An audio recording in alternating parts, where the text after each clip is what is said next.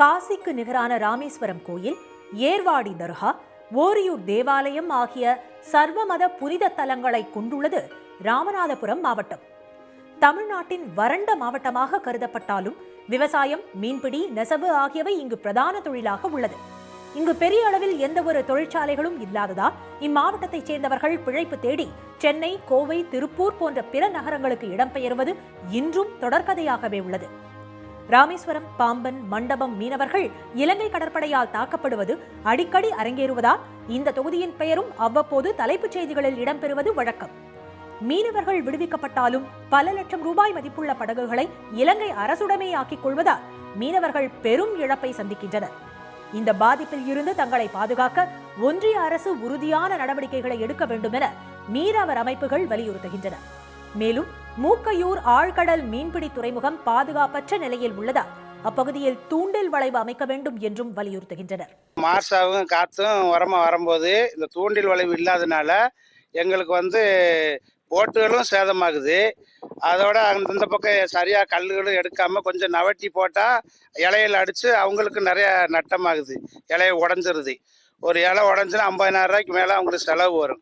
அதையும் சுத்தம் பண்ணிட்டு தூண்டில் வளைவு போட்டு கொடுத்தா எங்களுக்கு இந்த வள்ளங்க அங்கிட்டு இங்கிட்டு ஓடி சேதமாகிறதும் போட்டும் ஓடி இடிக்கிறதும் சேதம் இல்லாம எங்களுக்கு கொஞ்சம் சிறப்பா இருக்கும்.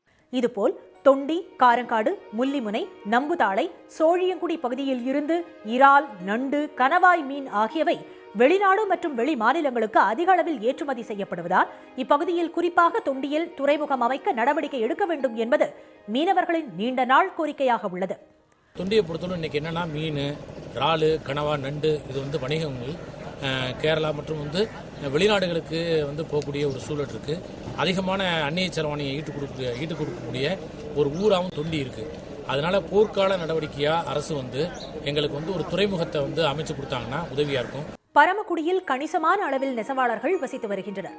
இவர்கள் தங்களுக்கு பாவ நூலின் ஈரப்பதத்தை காய வைப்பதற்கு அரசு தனி கட்டடம் கட்டித்தர வேண்டும் என கோரிக்கை வைக்கின்றனர். மேலும் நெசவு தொழிலுக்கான மானிய தொகை கடந்த 30 ஆண்டுகளாக உயர்த்தப்படாமல் உள்ளதால் தற்போதைய விலைவாசிக்கு ஏற்ப உயர்த்தி வழங்க வேண்டும் என்றும் கோரிக்கை விடுக்கின்றனர். நெசவாளர்களுக்கு விலைவாசி உயர்வு, கச்சா பொருட்களுடைய விளைவு, ஜிஎஸ்டி வரி உயர்வு, இதன் காரணமாக தொழில்கள் பெருமளவிற்கு இன்றைக்கு பாதிப்புக்குள்ளாகியிருக்கிறது. நெசவாளர்களுடைய வாழ்வாதாரத்தை பாதுகாப்பதற்கு மத்திய மாநில அரசுகள் ரிபேட் மானியத்தை உயர்த்தணும். 30 வருட காலமாக ஒரே நிலையிலே இருந்து கொண்டிருக்கிறது. இதை மாற்றுவதற்காக அரசுகள் முன்வர வேண்டும். மதுரையில் இருந்து சிவகங்கை, காளையார்கோவில் வழியாக தொண்டிக்கு புதிய ரயில் பாதை அமைக்க வேண்டும். கிழக்கு கடற்கரை சாலை வழித்தடத்தில் ரயில் சேவை துவக்க வேண்டும் என்று உள்ளூர் மக்கள் எதிர்பார்க்கின்றனர். மேலும் சுற்றுலா பயணிகள், வர்த்தகர்கள், பொதுமக்கள் என தினமும் ஏராளமானோர் வந்து செல்லும் நிலையில் ராமேஸ்வரத்தில் இருந்து சென்னை மற்றும் பிற மாநிலங்களுக்கான கூடுதல் ரயில்களை இயக்க நாடாளுமன்ற உறுப்பினர் நடவடிக்கை எடுக்க வேண்டும் என இப்பகுதி மக்கள் வலியுறுத்துகின்றனர். ராமேஸ்வரத்திலிருந்து பிற மாநிலங்களுக்கும் பிற இந்தியாவின் பிற தேசங்களுக்கும் புதிய ரயில் சேவை புதிய பாம்பன் பாலம் கட்டிய முடித்து ஏற்படுத்தி தர வேண்டும்.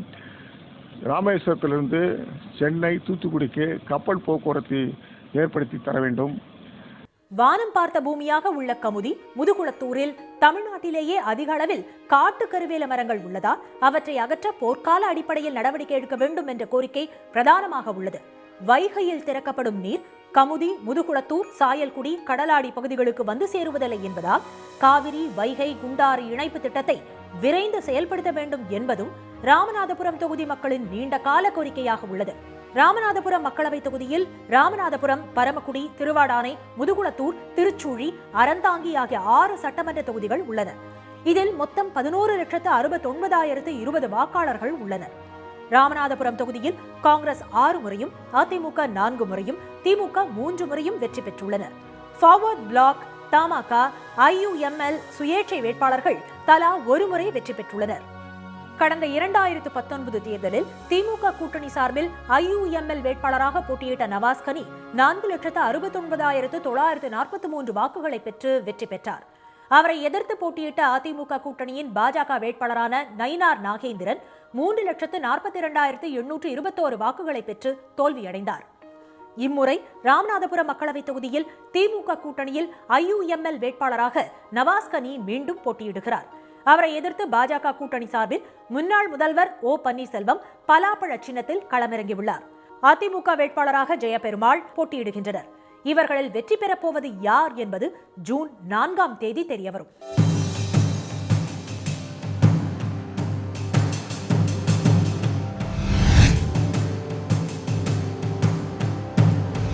உடனுக்குடன் செய்திகளை தெரிந்து கொள்ள சன் நியூஸ் பெல் ஐகானை கிளிக் பண்ணுங்க.